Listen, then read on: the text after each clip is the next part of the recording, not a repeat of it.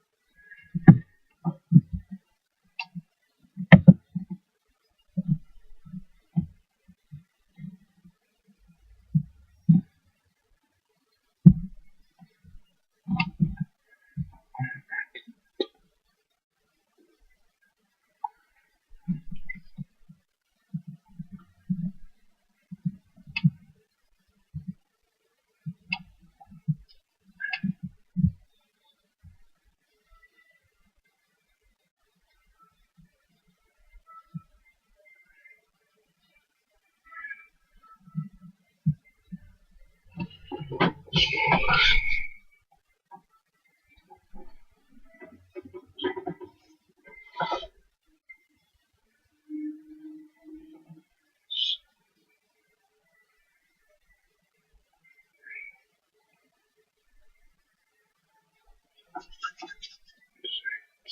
I do.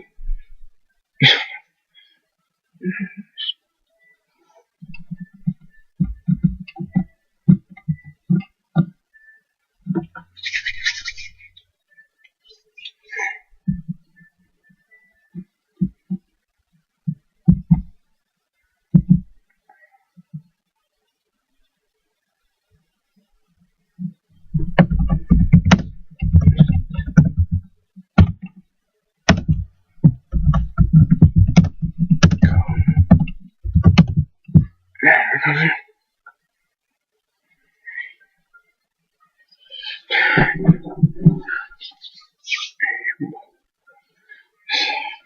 say,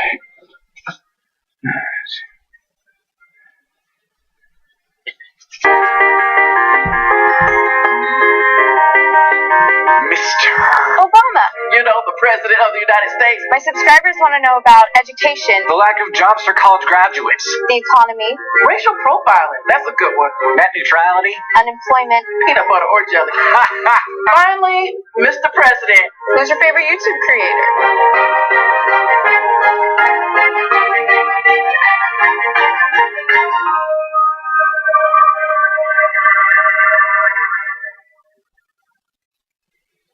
Hello, everyone. My name is Steve Grove, and I'm the director of the News Lab at Google. And it is my pleasure to welcome you to a YouTube interview with the President of the United States. Mr. President, thanks for having us here today. Steve. Thanks. We're really excited for this interview today. I should tell our viewers just what a YouTube interview is. We've invited 3 top YouTube creators here to the White House today. We're in the East Room, and they have set up their own YouTube sets right here in the White House for a very special YouTube video with a very special guest, the President of the United States. Now, they've been asking their millions of subscribers on YouTube what they should ask you in today's interview. None of those questions has the President seen before. And we've also been taking a look on Google at what Americans were searching for during your State of the Union address. So, Mr. President, this is data that we've collected anonymously across all of Google searches in America. Top questions that people asked during your State of the Union speech included, what is middle class income? Why are gas prices dropping? People also want to know stuff like, how much does the President make? When is his term end? What does the Speaker of the House do? So these things are on people's mind as they watch your speech. Next, we sort of backed up and looked at the issues. So of all the issues you addressed during the speech, which issues were Googled most during your State of the Union? College, number 1, far and away, followed by taxes, housing, employment, education. Finally, Mr. President, you might be curious, what was the most asked question on Google during the first 10 minutes or so of your State of the Union? It was, how old is Obama? You can see this huge spike as you begin your speech, and then throughout, people very curious about how old you are.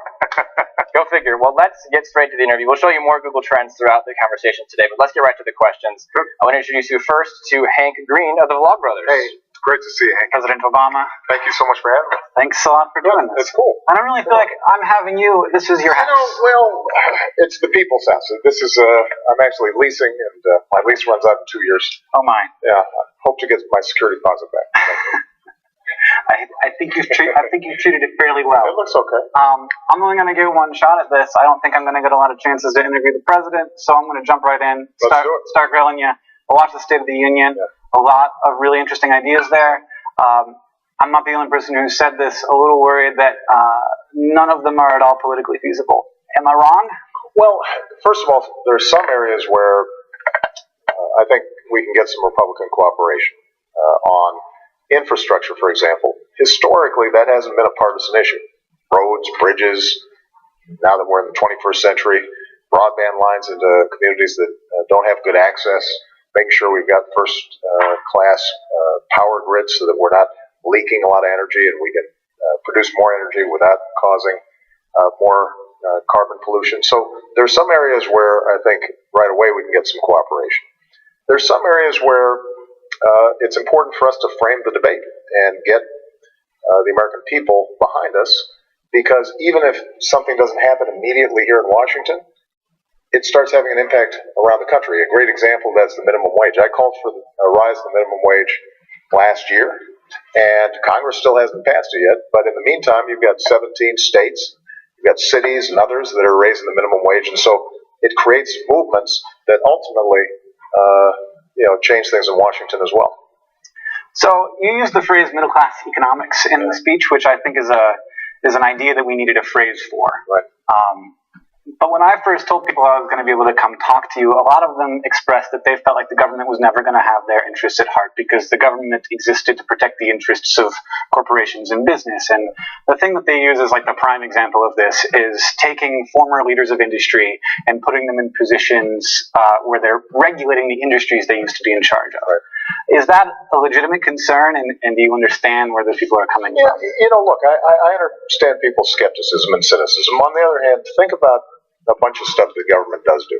I mean, since I've been in office, we've been able to take away money that was being siphoned off by banks in the student loan program, and billions of dollars are now suddenly going directly to students to make it easier for them to finance their student loans. Simple stuff that we often take for granted, like Social Security or Medicare for, in the case of many of your viewers, their grandparents. That's a government program that helps a lot of people. And so, what is true is that too often lobbyists and special interests are able to block efforts to make the system fair and to make it work better. But our history shows that when people get involved, when they get engaged, when they vote, that in fact, change happens. It doesn't always happen 100%. It doesn't always happen immediately, but it happens.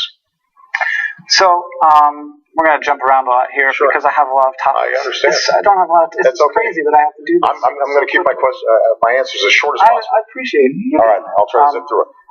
So, I feel like whenever a new weapons technology is developed, we spend 5 or 10 years sort of coming to understand the full implications of that new technology. And sometimes we look back at those initial years of its use as like we maybe misused or overused that technology. Are you at all worried that your administration is going to be seen as a time when drone strikes were a technology like we see as over or misused? Well, basically drone technology came into its own right when I first came into office.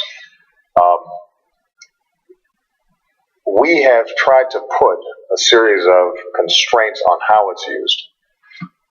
But understand that our goal has always been, how do we target very specific terrorists who are proven to be trying to kill us, or more frequently kill innocent Muslims in their home countries? And how do we do that with as little damage to the surrounding communities and innocent people as possible? Part of what is really tough for me as Commander-in-Chief is the fact that any kind of war is damaging. Any kind of war results in casualties. And in fact, the sort of damage that may have taken place with a drone strike is always significantly less than if I ordered a raid into a village where a high-value terrorist target was. So you take the Bin Laden operation in Pakistan, for example, probably as successful and as effective operation as we could have imagined. Well, there were some people killed in that operation. And the truth of the matter is that anytime we're going after terrorists who are embedded in communities, there are dangers there. But I think it's entirely legitimate to say that as new technologies develop, we have to make sure that we step back and say, do we have a legal framework and a set of controls on it? Because I think what people worry about is that it's a little more antiseptic than when we send troops in. That it may seem as if there's no cost to it. Mm-hmm. And we've tried to do that, and I think there have been some lessons learned, and occasionally there have been mistakes that have been made, and nobody grieves over that more than I do, but it's something that we take very seriously, and I would argue that today's technologies can enable us to defend ourselves, causing less damage to those communities than in the past. Sort of along those lines, there's a lot of bad things happening in the world, but I feel like none more so than the kind of generations-long oppression and even genocide that's been happening in North Korea. We recently, implemented new sanctions against North Korea because of a cyber attack against us. And that was obviously a problematic cyber attack, but no one was physically hurt. Right. I was surprised to find that there were any sanctions that we could sanction that hadn't been sanctioned yet. Like how was there anything left? I feel like as the strongest nation in the world, it feels wrong that such injustice could exist in the world. Look, North Korea is the most isolated, the most sanctioned, the most cut off nation on earth, and the kind of authoritarianism that exists there, you almost can't duplicate anywhere else. It's brutal and it's oppressive, and as a consequence, the country can't really even feed its own people. There aren't that many sanctions left. I mean, we keep on trying to ratchet it up a little bit higher. Over time, you will see a regime like this collapse. Our capacity to affect change in North Korea is somewhat limited because you've got a 1 million-person army, and they have nuclear technologies and missiles. That's all they spend their money on, essentially, is on their war machine. And we've got an ally of ours, South Korea, right next door, that if there were a war, would be severely affected. So the answer is not going to be a military solution. We will keep on ratcheting the pressure, but part of what's happening is the environment that we're speaking in today, the internet, over time is going to be penetrating that country, and it is very hard to sustain that kind of brutal authoritarian regime in this modern world. Information ends up seeping in over time and bringing about change, and that's something that we are constantly looking for ways to accelerate. Sometimes people think I do, but I don't smoke pot. And it's not for me. I think that it's bad for my brain. I'm not into it, but people think I do smoke pot because I'm in favor of legalizing marijuana. And we're in a really weird place with marijuana right now. Like, it's illegal in some places, but it's illegal everywhere. But in some places, it's kind of okay. But if the state thinks it's not okay, then let's throw those people in jail. I feel like it leads to excessive incarceration, especially among minorities. And in places where it's been legalized, everything's doing okay. Yeah. How do we move forward out of this legal gray area weirdness? Well, what you're seeing now is Colorado, Washington, through state referendum, they're experimenting with legal marijuana. The position of my administration has been that we still have federal laws that classify marijuana as an illegal substance, but we're not going to spend a lot of resources trying to turn back decisions that have been made at the state level on this issue.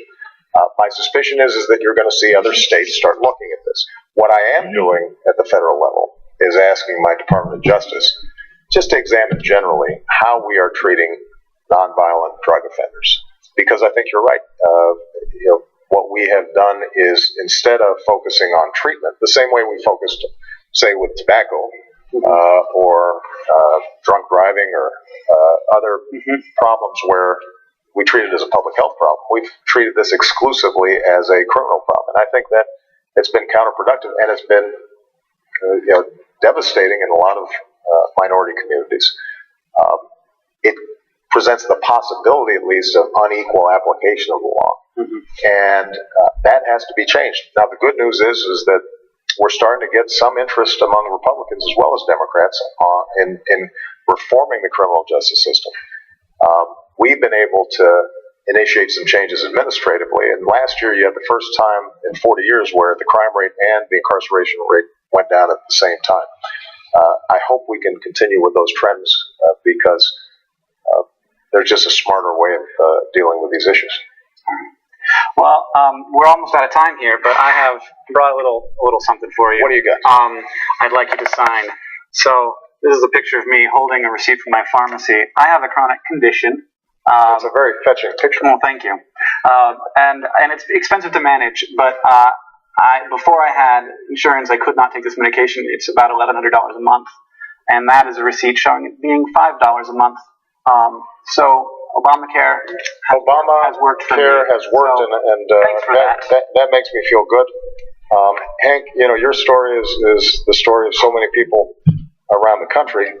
You've been managing a chronic disease, so you, I think, are probably more attuned to the dangers of not having health insurance. Yeah. A lot of young people who are your viewers, they don't have a chronic disease, so they think, why do I need it? Until something happens. And I hope that people have started to become aware, now that we've got a year under our belt. Overwhelming majorities of people are satisfied when they get coverage through Obamacare, the Affordable Care Act. It typically costs less than your cell phone bill or your cable bill. It gives you peace of mind. And I want to encourage everybody who hasn't at least looked at it to go to healthcare.gov. As you know, we had some bad hiccups initially in terms of the website, but now the website works really well, and it's really fast, and there's no wait. So everybody who's watching, make sure that you try it out. Keep watching the live stream though, but then afterward maybe you can look at it. All right, thanks, Hank. Yeah, thank you. I'm really proud of what you're doing, and thanks to everybody who watches all the great stuff that you're putting on the web. Thank you very much. All right, appreciate you. Thanks. All right, President, the next topic that we're going to cover is another angle on cybersecurity. Yeah. We thought you'd be interested to know that searches on Google for cybersecurity have really risen over the past couple of years to the point where now more people are searching for cybersecurity than national security overall. So clearly a topic on a lot of people's minds. Right. To tackle this topic and a lot of others, I want to introduce you to our next YouTube star, Glozell Green. Hey, Glozell. Hello. How are you? Good to see you. Excellent. That's a nice painting. Thank you. Did you do that yourself? My Was that a husband self-portrait? did. Husband did? Yeah. Oh, see there, he loves you, I can tell. Thank you. That's great. He's quite an artist. Yes, thank you very much. All right, let's get started. My social media reaches over 5 million fans. That's a lot of people. Yeah, and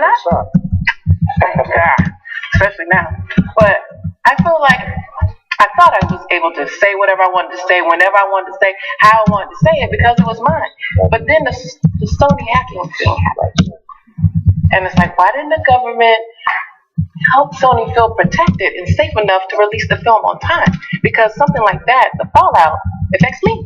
Well, look, cybersecurity is a huge issue we've been working on since I came into office. And in fairness, the administration before me probably was starting to work on it, although the changes in the media have happened so fast and so much stuff is going online today that it becomes that much more important. The challenge we've got is that most of the internet and the infrastructure that allows you to be posting on YouTube and people accessing your stuff, most of that stuff's in private hands. It's not in public hands. And so what we have to do is to work with private companies, telling them, here's what we're seeing, here's how you can protect yourself, here's how you should share information with other companies who start seeing hackers getting into their stuff, so that everybody can pool the information and we can all protect each other together.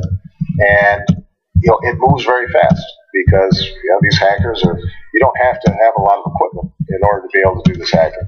In fact, the hacking against Sony, which we believe was done by North Korea, it wasn't even that sophisticated, but it just goes to show how vulnerable we are. So we continue to do more with private industry to share with them best practices to how they can protect themselves.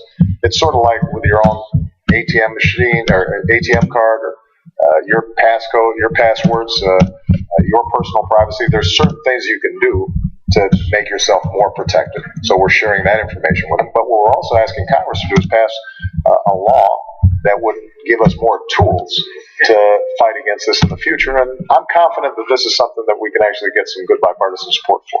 So you're going to be all right. People are going to still be able to watch your show. I promise. Okay. Okay. I have 3 family members who are in the law enforcement. And my husband, who painted that, yes, he's retired from the Air Force. Well, we're grateful for his service. You tell him thank you. I will do that. Okay. However, he's mad at me right now because I cut all the hoods off his hoodies. I did that for real to protect him because I'm afraid when he goes outside that somebody might shoot and kill him. And it's not like regular folks, it's the po-po. I hope that this changes. How can we bridge the gap between black African-American males and white cops?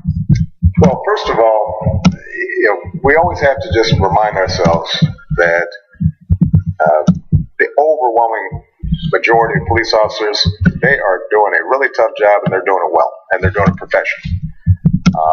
What we also know is that there's still biases in our society, that it's split-second situations where people are having to make quick decisions, that studies have shown African-American males are seen as more threatening, which puts them in more vulnerable positions. Yes. Young African-American males are typically seen as older than they are.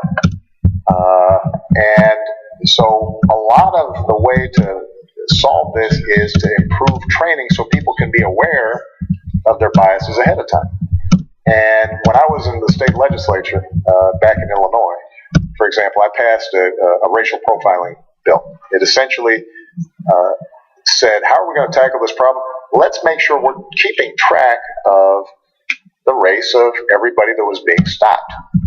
And just by the small fix of keeping track, suddenly each cop, when they were about to make a traffic stop, they had to think, okay, am I stopping this person because I should be stopping them, or is some bias at work? And just that kind of mindfulness about it ended up resulting in better data, better policing, more trust by the communities that are affected, and we can do some of that same stuff and use those same tools.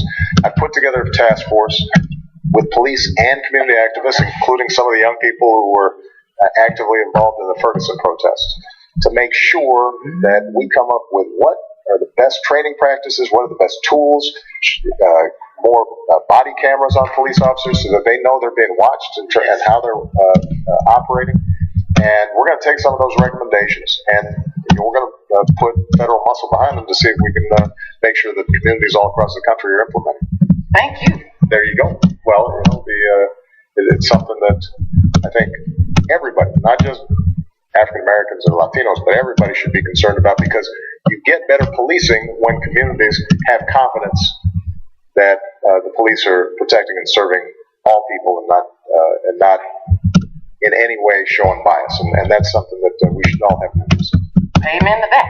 There you go. Okay. Okay. I grew up in Florida. Yeah. And I have a lot of friends, close friends, who are Cuban Americans. Right.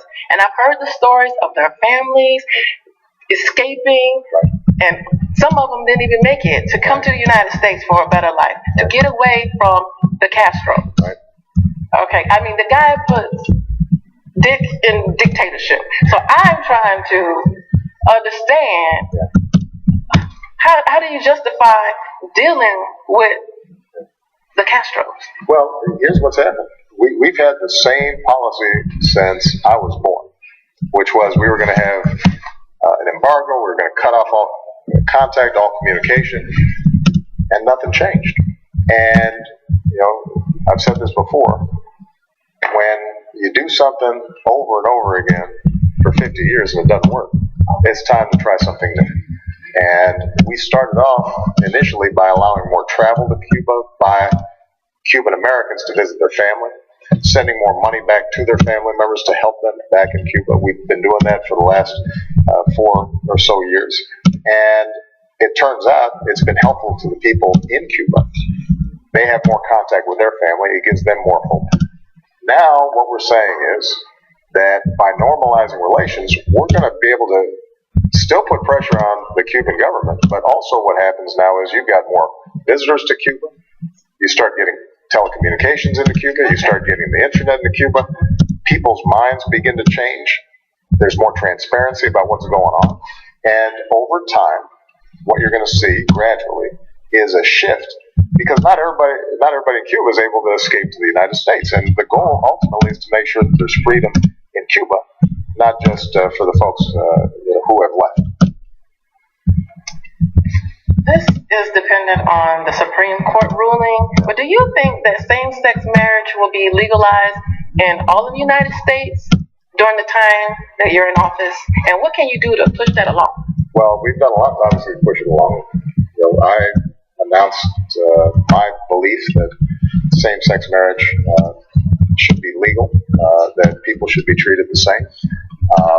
We argued against, as an administration before the Supreme Court, we argued against the Defense of Marriage Act that was treating married couples, same-sex couples, differently in terms of federal benefits. The Supreme Court now is going to be taking on a case.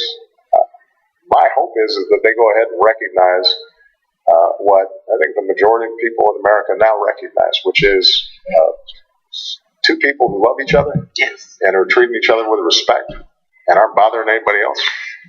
Why would the law treat them differently? Why? I mean, why? There's no good reason for it. And so as a consequence, I think that I'm hopeful the Supreme Court comes to the right decision, but I will tell you, people's hearts have opened up on this issue. I think people know that treating folks unfairly, even if you disagree with their lifestyle choice, the fact of the matter is they're not bothering you. Let them live their lives, and under the law, they should be treated equally. And as far as me personally, just to see all the loving gay and lesbian couples that I know who are great parents and great partners, the idea that we would not treat them like the brothers and sisters that they are, that doesn't make any sense. Yes, thank you. You're welcome. Okay. You're almost done with me and your time as president. Yeah. With the time left, what would you hope your legacy is? Well, we saved an economy that was on the brink of depression. We've created 11 million new jobs. We've doubled clean energy. We've reduced pollution. We've made sure that more young people can go to college. We have given now, so far, 10 million people health insurance that didn't have it before. That's going to grow over time. We have ended 2 wars in a responsible way. But we still have challenges. Every day I wake up and I ask myself in particular, how can I make sure that folks who are working hard can not just survive, but how can they thrive? How can they get ahead? And so in the State of the Union that I just gave, we talked about how can we provide more help for young families with child care. Huge burden on a lot of people. How can we make sure that college is more affordable? And what I want to do is make sure that the first 2 years of community colleges are free, so that young people can have confidence that if they go and try to get more skills, that they're not going to be paying through the nose in terms of a lifetime of debt. I want to make sure that we're doing more to raise the minimum wage and providing paid sick leave. So there's a lot of basic stuff that we can do that would ensure the economy goes strong, but more importantly, that everybody benefits from a strong economy. And that's going to be my focus over the next 2 years. And once I'm done, then I'll look back and I'll see what the legacy is. But hopefully it'll be one in which I'm making sure that everybody in this country can succeed. Okay, my mama said whenever you go to somebody's house, you have to give them something. Oh, okay. Don't come empty-handed. Right. So I have green lipsticks, one for your first wife. My first? I mean, You know something I don't? for the first lady, and the first children. And the first, I'm just. Okay. All right, I'm just gonna put these. Okay, let me just take a look at these though. They are very, I mean, it is impressive stuff. I'm gonna see how it looks. I'm gonna ask Michelle to try it on maybe tonight. Yeah. Oh, okay. All right. Thank you.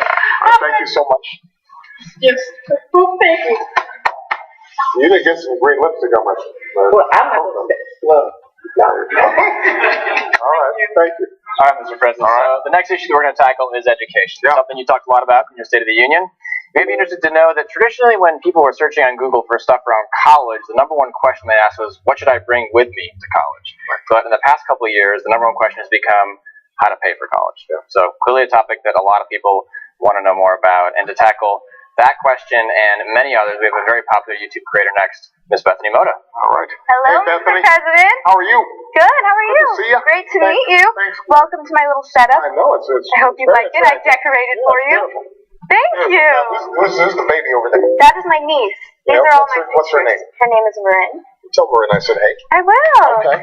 All right. So I'm very excited to hear your answer. So I'm just going to dive into the questions. Let's go. So my first question for you is regarding education. Yes. I'm 19 years old. A lot of my friends are the same age as me, as well as my online audience. Right. And a lot of them are now going to college or are already in college. So my question for you is, what do you think is the best long-term plan for making education as a whole more affordable for students? Well, a couple of things. First of all, college remains the best investment you can make. If you want to do anything right now in this 21st century economy, you're going to be measured by how much knowledge you have and how adaptable you are to changing circumstances. In college, it's not just that it gives you a particular skill, but it also teaches you how to learn, for your whole life. And so it's the key to the future.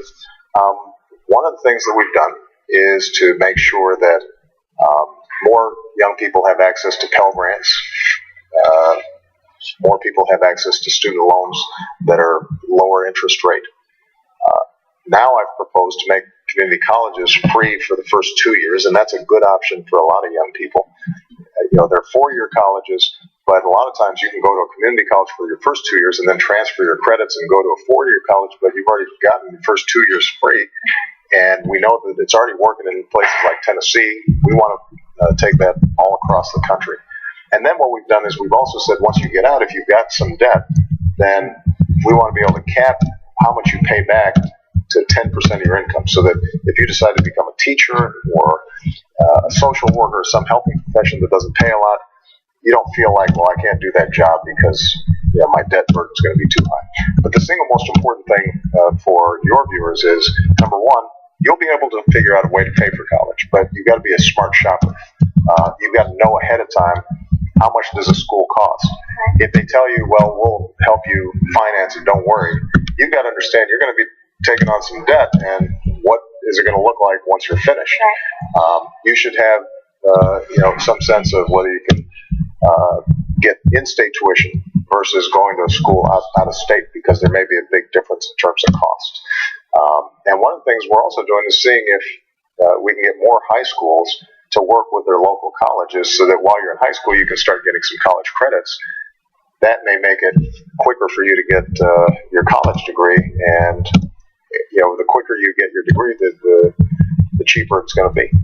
That's awesome. Yeah. Thank you. My next question I actually relate to on a very personal level, because when I was younger, I was cyberbullied, which affected me in a very big way. So I went online and I basically spoke about my story, which then a lot of my viewers online came to me and leaving comments and asking for tips and advice on, how I dealt with it. And obviously, I can give them tips based off of my experience, but sometimes I feel like I reach a point where I just can't help them as much as I would truly love to. So my question for you is, how can we just prevent bullying in schools and online? Because it's something that happens on a daily basis. I've got to say, this is one area where I think your voice is more powerful than the President of the United States. Because peers are going to have more influence than anybody. And when they see young people like you who are willing to speak out and say that's not right and protect other people from this kind of bullying, cyberbullying, or any kind of bullying, that's what changes people's minds. That's what has an impact on them. Suddenly it's like, oh, I guess it's not so cool for me to do that, because somebody I respect or somebody who's like me is telling me to act differently. So we had a big conference here at the White House in order to prevent bullying, and we had a whole bunch of organizations who came together, and they were in workshops and looking at various ways of dealing with the issue. But the really most powerful testimonies came from students and young people like you who had organized themselves Right. and were going from campus to campus, school to school, going online, and just explaining why that's that kind of bullying tactic is something that we can guard against if everybody kind of speaks out against it and uses positive peer pressure to say that's just not acceptable. So you're already doing it. I think you got better advice than just about anybody about it because you experienced it, you felt it. Thank you so much. You bet. So last April, Boko Haram kidnapped hundreds of schoolgirls. And just last month, this actually happened again, and a lot of them are still missing. Yeah. So what do you think we can do to raise awareness about this issue and also just prevent it from happening again? Yeah. Well, as people may know or may not know, Boko Haram is a radical, violent, terrible extremist organization in Nigeria. And they kidnapped 200 young women and they're in many cases still being held. What we've tried to do is to help the Nigerian government to deal with the problem. The Nigerian government has not been as effective as it needs to be in not only finding the girls, but also in stopping this extremist organization from operating inside their territory. And what we're trying to do is mobilize other countries to try to give the Nigerian government more resources, not just military equipment, but better intelligence, allow them to track where these folks are, and to try to stop them. And, it's hard, but I tell you, the more young people are engaged in issues like this and speak out, and let their elected officials know that they care about it, the more attention that is paid to it, and ultimately, that's how you solve these problems. And there are a lot of really heartbreaking situations all around the world. There are a lot of countries that are still struggling.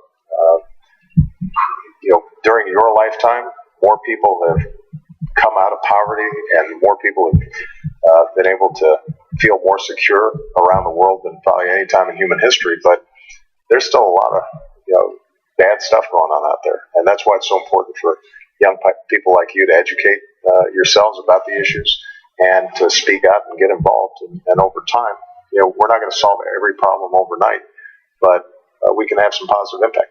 Yeah, I completely agree. My next question for you. So I was actually just in China. I travel a lot, and I connected to the internet, and I couldn't help but notice I couldn't access the apps and the websites that I do back home, and I just felt kind of isolated from the online global community. Right. So how can we make them a part of that? Well, China and Russia and some other countries around the world that don't have a democratic government and don't have the same traditions of free speech and an open internet, they have recognized, I think, that the internet's so powerful that if people start being able to communicate, then they may start criticizing the government, and then they may be able to mobilize opposition and things that are unfair, or people who are being mistreated suddenly have a voice. So they're trying to keep a lid on things, and we consistently, wherever we go, insist that issues like free speech and a free and open internet, we think that is part of who we are as a people. We think that has value not just in America but everywhere. We obviously can't make laws in China, but what we can do is let them know and shine a spotlight on some of those practices and indicate to them that that any government that is afraid of its own people and people just peacefully trying to speak out and voice their own opinions is, over the long term, not going to be as effective and as long-lasting as a government that trusts its people to be able to communicate freely. Got it. Thank you so much. Yeah. So I'm going to be honest with you. Yes. Before I came here to do this interview for YouTube, I never really followed politics that much. You're not the only one. A lot of my online audience and just the younger generation don't seem as interested in it, and I personally think that we should be. Yeah. So my question for you is, why should the younger generation be interested in politics, and why should it matter to them?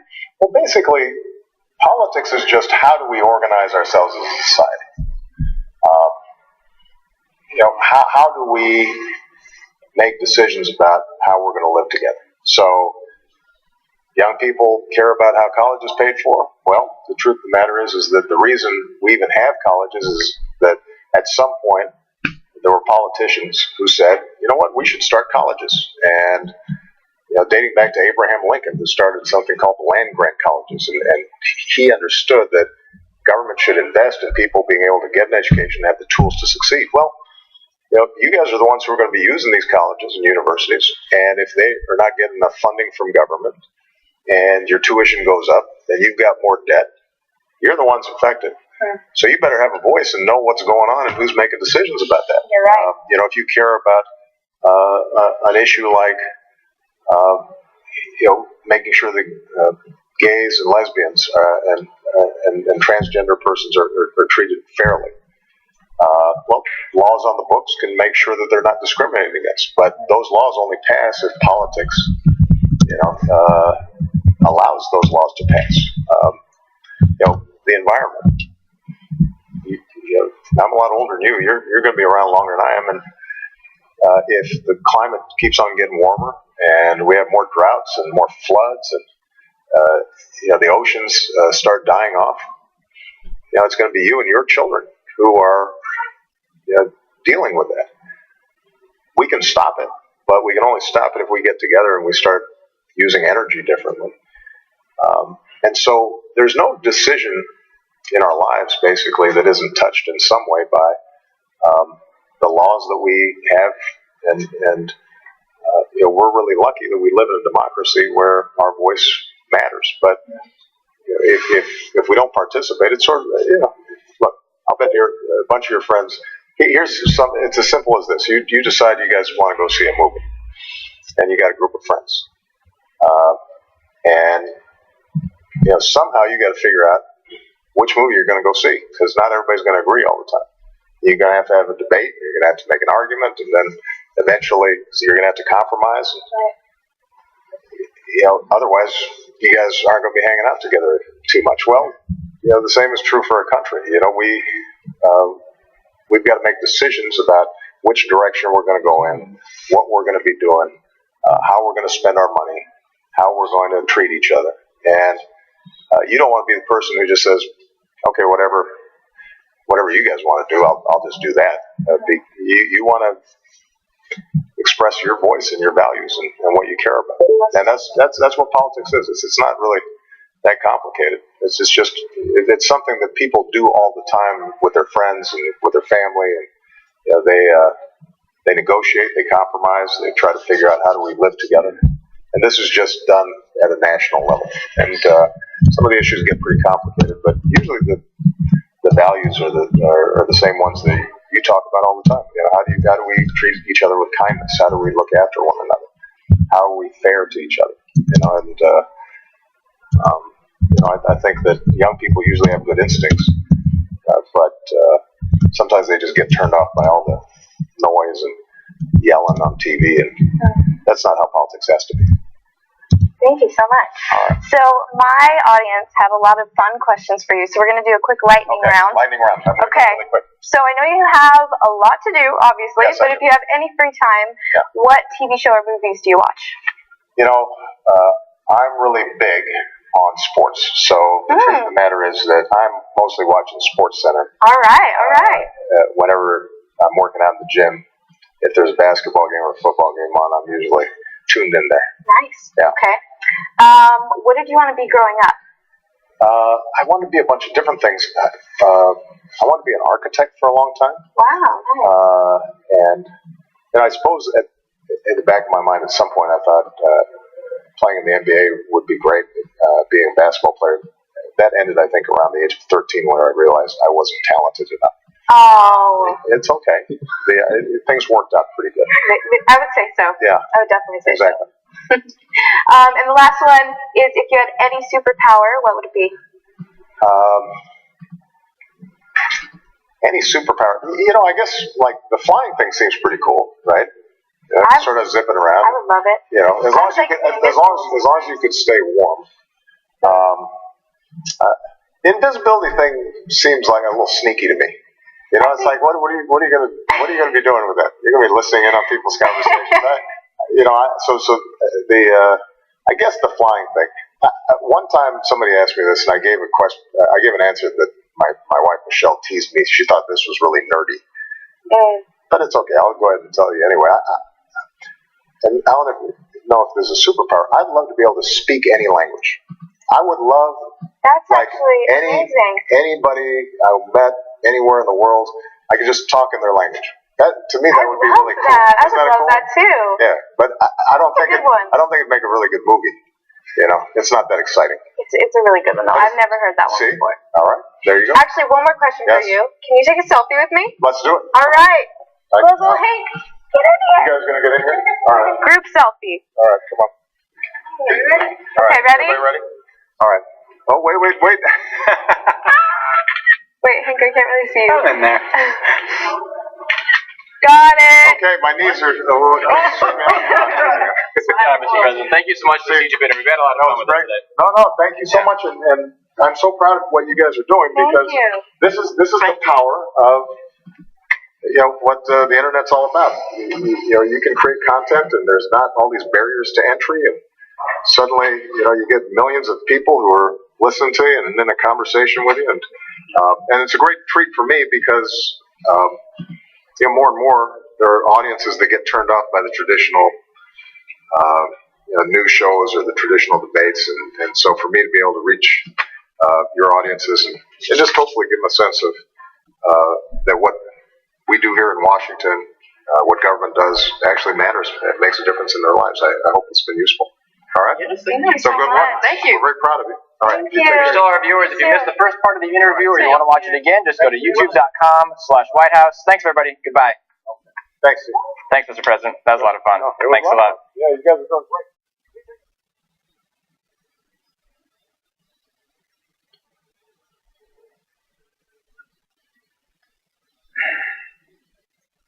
That was pretty interesting. But good job by YouTube interviewer people. They asked President Obama the questions we know that the media won't ask. So good job on that part. Media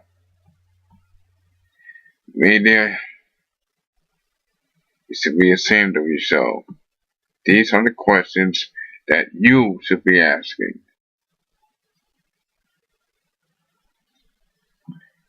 But you don't because you're a coward. But these YouTube people aren't cowards. They got one chance to ask Obama whatever they had to ask. And they ask exactly the questions that are on their mind and on the minds of their followers. And for that, I applaud them. It's John Ayala, and I am out. Peace.